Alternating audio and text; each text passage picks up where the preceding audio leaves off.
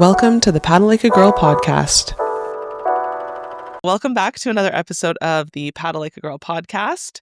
Today we have Sara Mills, who is the marketing manager at Nova Craft Canoe. Nova Craft was founded in 1970 in London, Ontario, and has been a staple in the paddling world for over 50 years. Known for their commitment to quality, craftsmanship, and innovative design, Nova Craft specializes in canoes that blend tradition with modern technology, making paddling more accessible to everyone, from weekend adventurers to seasoned wilderness trippers. The first canoe I ever paddled was a NovaCraft, and I have been paddling NovaCrafts ever since. We've been lucky to work closely with NovaCraft over the years, and they have been incredibly supportive of Paddle Like a Girl and helping to get more women on the water. So I'm super excited to chat with Sara today. Thank you for joining me. Thanks so much for having me. I'm so excited to be doing this with you. Yeah, I'm excited to chat about like you and your experience with the outdoors and just kind of your history there, but also, of course, NovaCraft. I think it's really important to chat canoes specifically, especially with an audience of people who may not know where to start when choosing what canoe might be right for them. And so, what better way to share that information with them than go directly to the source and share all of that good stuff. So it'll be a lot of education today, I think, but also just get to know you a little bit and your experience. We were chatting a little bit before we hit record about NovaCraft is such a big brand. It's such a well-known brand in the canoeing community. Their canoes are all over Canada and the States. But we were saying like it's a small company, like it's a small group of people who are running it and making those canoes, which is actually an aspect about NovaCraft that I personally love. Um, when Me we too. call the store the London Paddle Shop, we're talking to Sara or Chris or like it's a small group of people, and then I just feel like it makes it more possible to basically maintain that quality control too when it's the less hands that these canoes are passing through. You know, they're high quality canoes. So Yeah, yeah. we're a small but mighty team. A lot of us have been there for a really long time, so it it makes it a better working environment, I think, to really know your colleagues well and be able to Mhm. trust each other and trust that we're all working with the same goals in mind and that we're together as a team. Yeah. And it says a lot that you've been there for as long as I've known NovaCraft, you've been there. So that just says a lot about the company in general. So obviously, there is, there's something there. So, why don't we chat about specifically what you do? Because just in knowing NovaCraft and you, I know you do a lot, and I know your title might be marketing manager, but you do much more than that. So, what do you do for NovaCraft? How long have you been with them, and what do you love most about working for them? hmm Well, okay, as we discussed, it's a small company, a small team. So that usually means that each individual member is wearing a lot of different hats. So my official title is the marketing manager, and I do oversee all of that, which includes our social media channels, our relationships with content creators and brand ambassadors like Tori, doing community outreach and supporting groups that share our values as a company. Um, but it also means writing website content and making sure that the website is functional and making product catalogs, going to events like the Hamilton Adventure Expo with NovaCraft. So there's a lot going on just in the marketing department that I do, but also I oversee our warranty program. I do a ton of customer service. I have a background in retail through London's Paddle Shop, which you already mentioned. That's sort of the store attached to our canoe factory here in London. Mhm. There's a lot of sort of different parts of the business that I touch and interact with on a daily basis. Mhm. And I've been there It makes me feel quite old to talk about how long I've been there. Let's just say, like, I'm in my 30s now, and Mhm. I started as a student, as a seasonal Okay. employee in the paddle shop when I was 15 or so. Okay. So like 5 years. Just kidding. But obviously there is something that keeps you around. Like obviously you enjoy the company and you agree with and align with all their values. So what is it that you love most? I know you mentioned you love that it's a small group of people that you get to work closely with. Mhm. What are some other aspects that you love? I love the industry, honestly.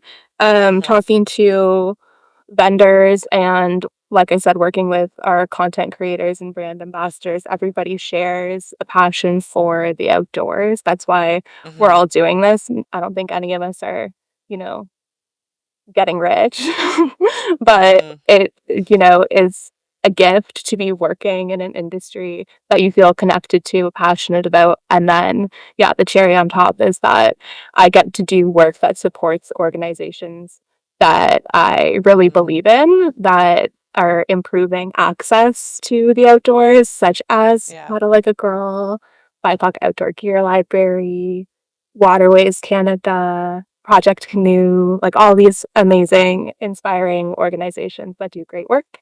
And I'm Yeah. really proud to have built partnerships with. Yeah. That's amazing. Yeah, we're so grateful to NovaCraft for just continuing to support our endeavors. Just from I think it was, I started Paddle Like a Girl in 2020, and you guys were kind of right on board with supporting us by providing us with the Bob special, and this year the Prospector 15 in Aramid Light. And so it's just Mhm. what a way to also just bring awareness to your brand, and that like you are for everybody, because our audience, a lot of them are beginners, and so just to know that there is a canoe for them, and um, whatever it may be that they're looking to do in the paddling world, that um, they can find the perfect canoe for them. So Yeah. thank you for your support. I've had Paddle Like a Girl alumni come into the store and talk about how comfortable they felt in the workshops. Mm-hmm. Um, But not only that, how comfortable they felt in the canoe and kind Mm-hmm. of having a really positive overall first paddling experience. Mm-hmm. And then feeling, yeah, an affinity for the brand and wanting to look into purchasing their own NovaCraft. So that's pretty incredible. Oh, that's awesome. Yeah, I mean, it's so important for especially for a first time experience in a canoe to feel that stability, and because there's nerves, you're getting into a Yeah. small boat on water, and so you get in and you're like, okay, okay, this feels good. And then when we have them like stand up and switch spots and solo it, they're just like, all right, this is great. And so I'm so glad that they're feeling that way specifically about your canoes, because as I mentioned, I love NovaCraft. I've been literally, it was the first canoe I was ever in, and then I just want to continue paddling them. I feel so safe and secure on the water in them. So I'm glad that the workshop participants are feeling the same way, which is good. Yeah, it's Yeah. huge. So can you give us a brief history of NovaCraft Canoe, how it started and how it has evolved to where it is now? Sure. As you said in the intro, the company was founded in 1970 by a man named Ken Fisher and his wife Elsie. They lived outside of London in a really small, I don't even think it's a town, just like a rural community called Glanworth. Okay. And I think every canoe operation just started in their garage out back in their yard. Hmm. They originally were building boats just out of fiberglass, and they were interested in racing. London used to have Mm. a really strong canoe club, and canoe racing was something that was really the club was super into. Hmm. That was a pretty niche, like, entry point for the business.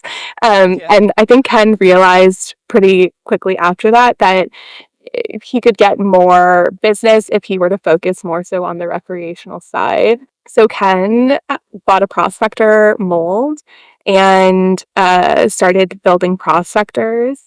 And he sold the business in the late 80s to Tim Miller and two of Tim's partners. Tim and his partners were pretty instrumental in building the brand and building the business into what it is now. They brought in all different kinds of materials, a rotomolder to build plastic boats, an autoclave to build Royal X boats, and get into the whitewater market.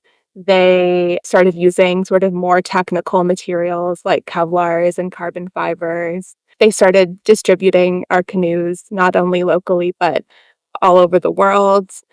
And Tim retired in 2019 and sold the business to the current owner, who is named Chris.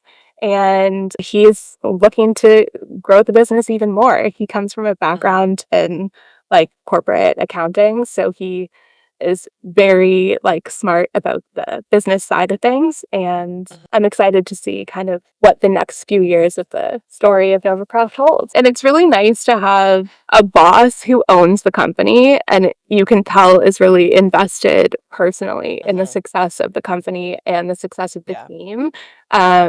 So I love that. So what would you say sets NovaCraft apart from other canoe manufacturers? I think what's special about NovaCraft is, I mean, all of the things that we've been talking about thus far, the size of the brand being kind of bigger than the team itself. I think it's very special. There are really only, I would say, two brands that people see and that people trust to take them into these extremely remote areas where really their lives are depending on their gear. And it always like just amazes me and humbles me that we're one of the brands that people are relying on when they're, in the Canadian Arctic or paddling these like incredible rivers. I think that's very special. So I think that we've really built that trust by making boats that are reliable, dependable, durable, and that's great. I've put my life and trust into a few NovaCrafts so far in the Canadian North, so that's great. So how has the paddling industry changed since NovaCraft was founded, and how has the company adapted? Well, demand has certainly increased for canoeing. Since the 70s, it really wasn't as popular of an activity to do backcountry camping or recreational paddling the way that it is today. So certainly there's been like a massive increase in market demand, which is great. But also just kind of the technology side of things. As I mentioned, we started the business building boats out of fiberglass and fiberglass only. And now we have a pretty comprehensive range of materials, which means a comprehensive range of pricing that we can offer to people. And our line is really comprehensive as well. We have boats that are specific for fishing. We have boats that are specific for whitewater use, of course, tripping canoes, more cottage recreational oriented boats. So yeah, I mean, as we've grown as a business, we've really grown our line so that there is something for every paddler. Yeah, there's lots and lots of options, which is one of the main reasons why I wanted to chat with you, so that we can kind of, because it's hard to know what is the right choice for me, right? Based on what activities I plan to do in the canoe. So maybe we can get into that next. Yeah, let's get into it. What are the main differences between a Prospector style canoe and other designs, and what types of trips that they are best suited for? So I think most people, if they've done any research into buying a canoe, they've come across that term Prospector. And there are Prospectors that are built by a bunch of different brands. And it's sort of like, what's the difference between the brands? What does it mean to have a Prospector canoe? Yeah, these are questions that I get all the time at my job. So basically, I think of the Prospector as like the SUV of the canoeing world. It's sort of like an all-terrain vehicle. um, and it's a high capacity boat. And that's because they're boats that are designed to haul gear. When the Prospector was first designed, like over 100 years ago, it was designed in Eastern Canada in New Brunswick by the Chestnut Canoe Company. I'm not going to give a whole history lesson there, but basically it was designed for hauling goods on historic, like, Canadian rivers, the Canadian river system, and for doing trade, commerce. So what made the canoe amazing in that historical context is also what makes it amazing for current day recreational canoe trippers. They're looking for high volume boats that they can put all of their stuff in and take into the backcountry for a weekend, a week, 2 weeks, in your case, sometimes longer. And they want a boat that they can do a little bit of everything with. Paddling rivers, paddling lakes, maybe trying out some whitewater paddling, maybe not. But the Prospector is sort of a really versatile, do-it-all, high-capacity SUV. I like that. I like that analogy. I'm going to use it. And then in terms of how that compares with other models in our line, sometimes when a boat is really good at doing a little bit of everything, that means it's not great at doing any particular one thing. So if you're looking for a whitewater boat, you could choose a Prospector, or you could choose something that's even more rockered, more suited to being super maneuverable, and so you can really turn on a dime, dodge obstacles in the river like leapers, rocks, that kind of thing. Sometimes you know that you're not going to be paddling rivers. You only want a boat that's going to be used for flat water. That design is going to be a little bit sleeker, probably narrower, probably less rockered, probably straighter keeled. So we can dive into what those terms mean, because I think probably not everybody knows what rocker is that's listening. But basically, the overall gist is that the other models in our line offer advantages that are a little bit more specific. And so aside from, the shape of the canoe itself, can you chat about the different materials and why they might be beneficial for different activities? Yes. Okay. So when you're choosing a canoe, the two biggest decisions that you're going to make are the model and the material. So we've talked a little bit about model and different designs being better suited for different things. The same applies to materials. Material selection is super important because it's going to determine the weight of the boat, the price of the boat, and the strength and durability of the boat. So those are kind of the three factors that you're always going to be balancing in your mind when you're thinking about canoe materials. So you want to seriously consider what you're going to be doing with the boat. What is the likelihood of abrasions, impacts, that kind of thing? If you think that there's going to be a strong likelihood that your boat's coming into contact with hard things, which they often will do, then you probably want to select a material that is strong in that durability category. If you are going to be doing trips that include a lot of portaging, or if you just want to feel confident with getting the boat onto your vehicle by yourself, you want to select a boat that's going to be lightweight enough for you, and you need to be kind of honest with yourself about what the upper limit of those capabilities are. And then finally, you want to consider, what can I afford? Luckily, there's a great used market out there for boats as well. So sometimes you can really luck out and find a boat in a perfect material for you at a great price on the used market. So compromises between those things will need to happen at some point. Generally, the plastics on the market are going to be really strong in that durability category, not so much the weight category. Plastics are going to tend to be heavier, but they are also more affordable. So with a plastic canoe, you're getting great durability, a good price, but it's going to be heavy. So if you're looking at doing a ton of portaging, like I said, you definitely want to consider a composite boat. And composite just refers to materials that are cloth infused with resin. That could be fiberglass, it could be Kevlar, it could be carbon fiber, it could be something like the proprietary material we make called Tough Stuff. It could be anything in that range. They're going to tend to be lighter than the plastic options, but more expensive. And within the materials that I just listed, there's a pretty significant range of durability and weight. For folks who are like, okay, I just got into paddling and I really love it, the odds of me finding exactly what I want and need on Marketplace are probably pretty low because let's be honest, people don't want to sell their canoes if they don't have to. So if I'm somebody who it's just funny because I know what I like and where I'm willing to make the trade-off. So I like to feel super stable on the water. I like to bring whatever I want. I don't want to feel like I need to compromise in what gear I'm bringing with me. I don't mind carrying a bit heavier on the portages and doing 2 trips.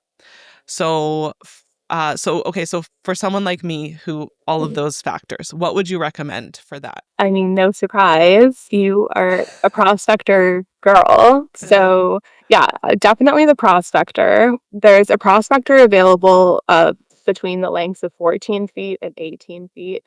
So, really, just the amount of gear and the amount of paddlers, people, dogs are going to be in the boat is what's going to determine the length that you select. In terms of material, based on what you've said and based on what I know about the nature of your trips, you want a boat that's more durable than not. So I would probably for you consider the Tough Stuff Expedition for those really remote trips.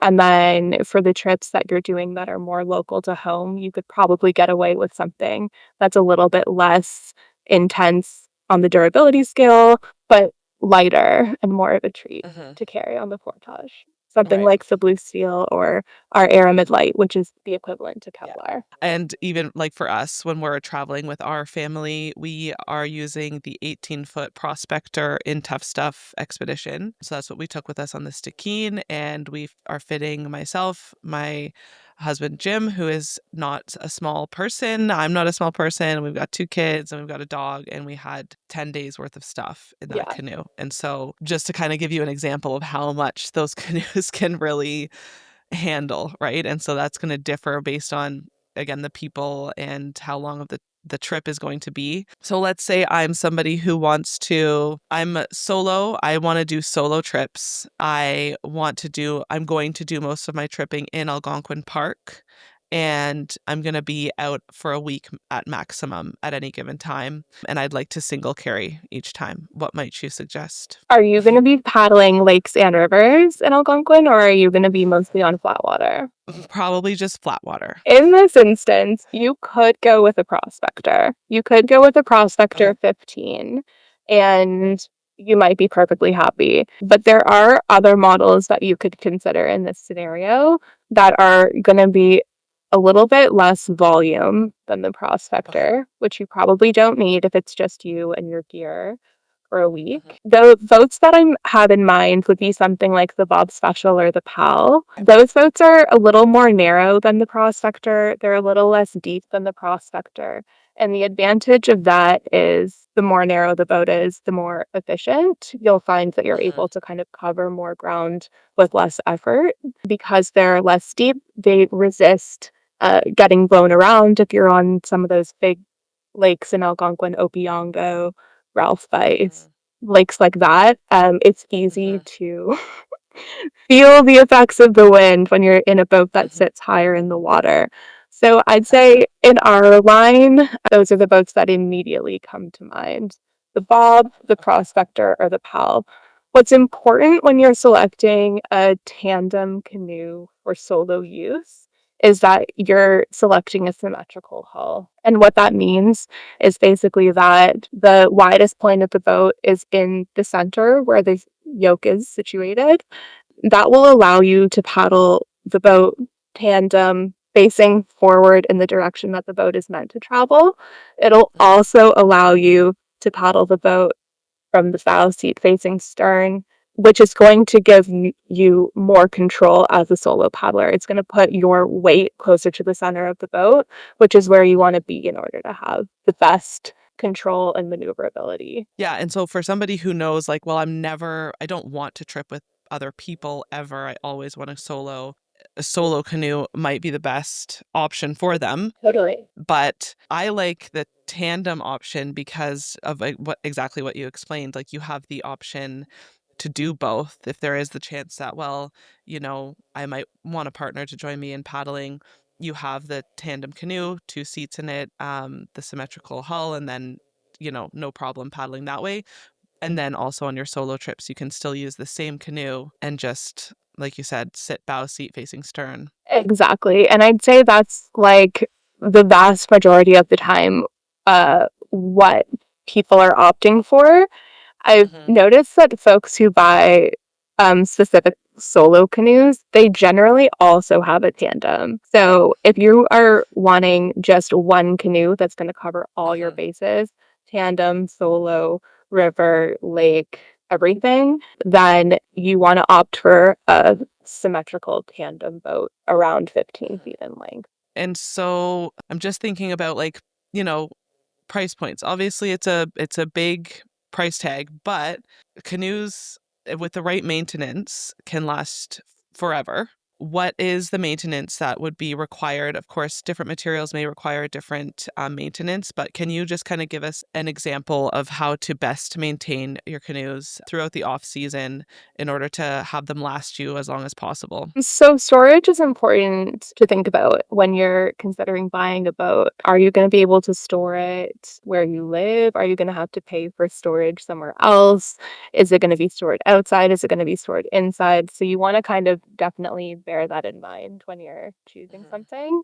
Indoor storage is ideal, I'm going to say. A lot of folks will store their boats in their garage if that's available to them. It doesn't have to be heated storage the majority of the time. If you are going to store your boat outside, you want to be mindful of UV, basically across the board.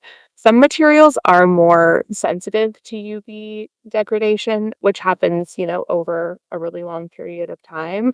But if you're looking to really expand the lifespan of your boat, either tarp your canoe and create a little bit of airflow so that the tarp's not sitting right against the hull. You always want to store your canoe upside down on its gunnels, whether that's indoor or outdoor. That just helps kind of support the structure of the boat and prevent any kind of lapsing in the hull structure. You can apply something like a UV protectant, which is essentially like gear sunscreen. People will do that with their tent fabrics, for example, because they're also sensitive to being degraded by UV rays. So canoes are the same. There are special products you can buy to protect your boat from UV damage. Honestly, otherwise, a lot of boats are really low maintenance. You might want to do an inspection every spring and every fall when you're storing your canoe or bringing it out of storage. Make sure that the hull is looking good. Gel coat repairs are easy to DIY at home if you ever get into that sort of situation. If you have a boat that has wood gunnels, that's a kind of a different story. It's a higher maintenance product, but most of the time a canoe is fairly low maintenance. You just gotta keep it out of the sun and look after it. And so just for folks who may not understand, like, what is the damage from the UV causing? Basically, it's breaking down the materials that the boat is made out of. The first sort of indication that your boat has been in the sun for too long is the color is going to fade. Sometimes they'll start to look a little bit chalky. When you first buy a canoe, it's really vibrant and shiny. When it's been stored outdoors, particularly in the sun, its color is going to fade and it's going to start looking kind of like chalky, like there's a layer of film over it. That's the first indication that your boat it's parched. It needs to be taken out of the sun. Right. Okay. And ultimately, it's going to be more than just the kind of cosmetic change in the color. The fabric underlying that external layer is probably slowly breaking down, becoming less durable over continued exposure to UV. So you have the NovaCraft Tough Stuff Yeah. material, and then you have the Expedition Layup. What is that Expedition portion? Honestly, it's the Tough Stuff Expedition product is a heavier version of the regular Tough Stuff product. Okay. So they're both made out of the same material, but Okay. the Expedition Layup has more material in the hull in sort of strategically placed areas. So the stems of the boats are where you're most kind of likely to encounter impacts, as well as like around the core of the hull, the foam core center of the boat. And so those materials are sort of beefed up with 2 extra layers of the Tough Stuff fabric. And overall, that creates a boat that is more impact resistant, more resilient, but heavier. So in terms of practical information, the Tough Stuff material is what I would recommend for somebody doing tripping in places like Algonquin Park, where they're going to encounter both rivers and lakes. If you feel comfortable and confident in your paddling skills, it's not a problem to do kind of like class 1 up to class 2 rapids, I would say, in that boat.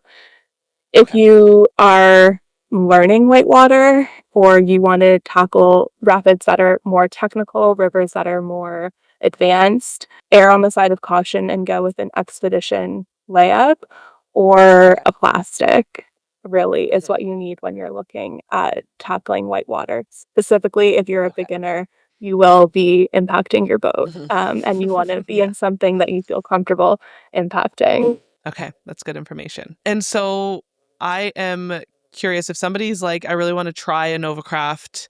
Are there areas, because I know because you're located in London, there is, I think, a conservation area where you can rent NovaCrafts. Are there different places that people can go and actually rent a NovaCraft to test it out before they're heading over to you and buying one? Yeah, definitely. And even there are distributors of ours that offer test paddling on site or will happily kind of loan you a boat to use for the day to go give it a try.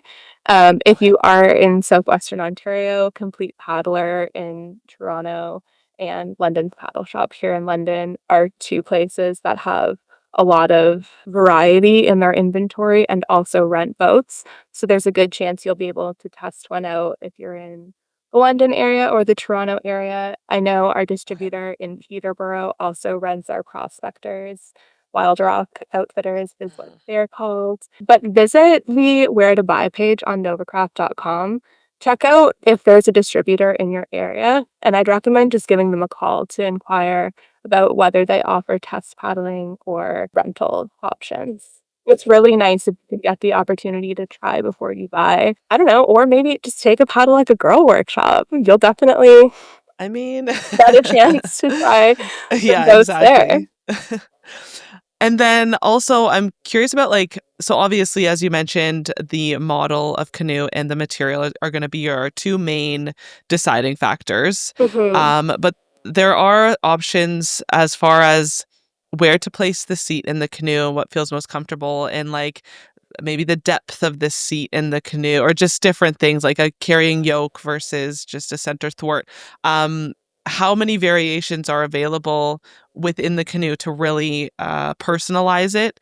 And is that something that NovaCraft offers? I mean, the opportunities for customization are pretty much endless if you intend on placing an order in which we're building from scratch.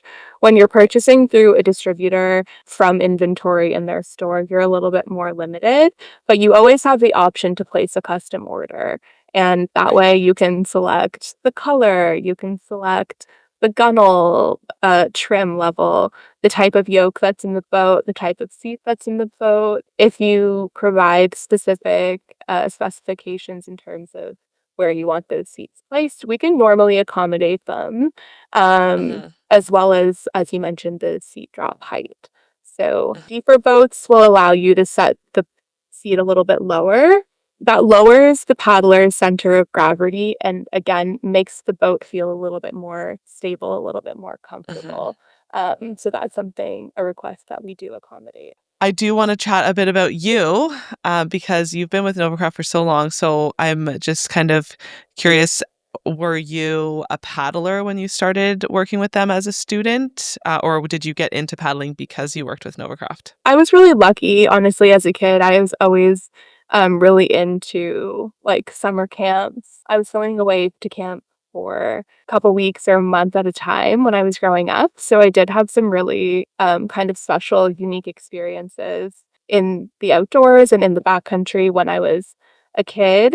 I do think that those informed my career path a little bit, but it wasn't until I got my own vehicle, which happened like pretty recently, that really expanded my horizons in terms of the Mhm. type of trip that I was able to do. And independently by myself. I wasn't really relying on anybody else's schedule or interest anymore. Mhm. And I feel like that has allowed me to kind of like spread my wings. Freedom. A car is freedom, I feel like. Yeah. I learned to drive late in life, but it really has been a game changer and I'm loving exploring. Do you have a favorite canoe? What are you paddling most often? My canoe is a PAL, and that's a Okay. 16-foot model in our line, which is also modeled after a classic chestnut canoe company design. We talked a little bit about that with the Prospector. There are many models in our line that are not original to NovaCraft, but are Mhm. modeled after these sort of historic and beloved designs that were incredible when they were developed in the Mhm. 1800s, and they're incredible now. The PAL is such a treat. It's 34 inches wide, which is 2 inches narrower than the Prospector. So I find it a little bit more efficient. It has a little bit of improved tracking ability. It's really comfortable to paddle solo, but I can also bring a friend and get a ton of gear in there when I need to. Can you explain tracking ability? Yes. So we talked about rocker. Basically, I guess we'll dig into that term a little bit more and get into what it means.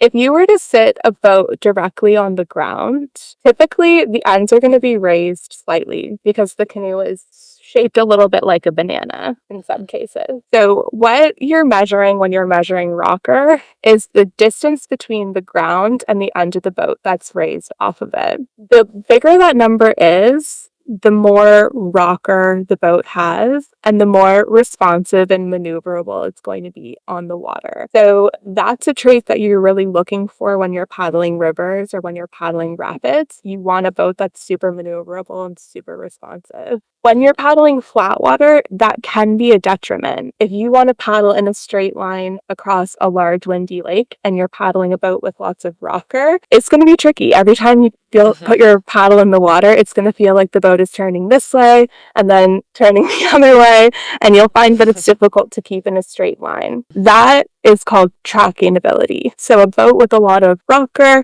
has typically not the best tracking ability. Boats that have less rocker are going to be easier to keep in a straight line and keep on course from point A to point B. Thank you. Yeah, because that is really important and it does have a huge effect on, especially a first timer's experience, for example, in a canoe. If you have a boat with a lot of rocker without really recognizing that, because if you're just going in and you're renting a canoe and maybe they just give you whatever and it's a boat with a lot of rocker, it's going to be frustrating. You're going to be Yeah, like, it's why is like this so hard? every stroke is a corrective Yeah. stroke. Yeah. You're trying not to spin in circles. And so having a boat that tracks better is going to be that much more enjoyable of a Yeah. paddle, especially if you're on a big lake. So, yes, thank you for sharing that. And so, what is one of your most memorable paddling trips? I remember vividly to this day the first canoe trip that I went on when I was like probably 14 or so, and it was with a summer camp. I remember arriving at this island site and there were like fireflies in the forest when we were setting up our Wow. tents, and it truly just felt like the most magical experience like ever. And Wow. that just felt incredibly special to me. I would say as well, like the first time I did a solo trip was really meaningful to me personally. I try to do a solo trip now every year, and I try to sort of like ratchet up the level of physical challenge each time, just to prove to myself that I can do it. That's awesome. Where are you headed this year for your solo trip? I don't know. I've booked 2 trips so far, and I am not sure if either of those are going to be a solo trip. We'll see. What's a dream canoe trip that you haven't done yet? There are so many. There are so many. I think for the most part, my tripping has been within the Ontario Parks system, and I would love to build my skills to the point that I can do more Crownland camping. And so that's something that I'm looking to develop. A skill I'm looking to develop is to do some sort of Crownland adventures. And also, obviously, the far north. Like the Yukon just looks so stunning and incredible. It's somewhere I've never been and somewhere I would love to paddle. Oh, well, I hope you can make both of those happen. I'm Thanks. sure you will. And then one last question for you before I let you go. What advice would you give to women who are just starting out in their paddling journeys? You got this. Like you can do anything.